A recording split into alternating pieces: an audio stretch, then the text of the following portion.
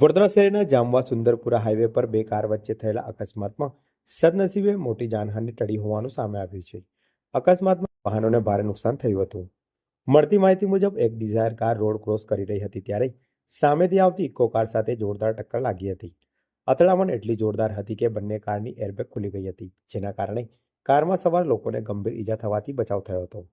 અકસ્માત થતા આસપાસના લોકો અને સોસાયટીના રહીશો તાત્કાલિક સ્થળ પર દોડી આવ્યા હતા અને બંને કારમાં સવાર લોકોને સુરક્ષિત રીતે બહાર કાઢ્યા હતા. ઘટનાને કારણે થોડા સમય માટે હાઈવે પર અફરાતફરીનો માહોલ સર્જાયો હતો. સ્થાનિકો દ્વારા આક્ષેપ કરવામાં આવ્યો છે કે આ વિસ્તારમાં વારંવાર લોકો રોડ ક્રોસ કરતી વખતે અકસ્માતની ઘટનાઓ બનતી રહે છે.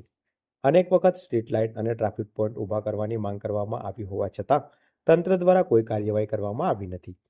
સ્થાનિકોનું કહેવું છે કે જો સમયસર યોગ્ય ટ્રાફિક વ્યવસ્થા ઊભી કરવામાં નહીં આવે તો આવી અકસ્માતની ઘટનાઓ ફરી બનવાની શક્યતા નકારી શકાતી નથી.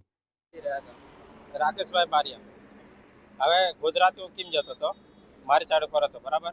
હવે મેં ઘણી કોશિશ કરી, ભાઈ અહીંયા રોંગ સાઈડ પર જે કટ મારીને એમાં મારી કોઈ ગલતી નથી. અમે ઘણી કોશિશ કરી, હવે સાઈડમાં જવા દઉં તો મને પાછળવાળા ઠોકી દે બરાબર.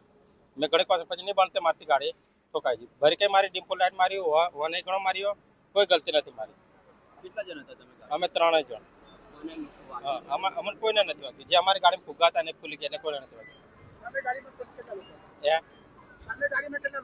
સામે બેઠા મેં ધ્યાન નીકળ્યું. હવે અહીંયા પેલે કર્યું ને એમાં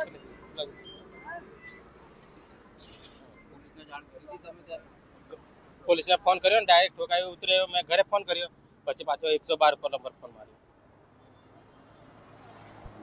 બરાબર.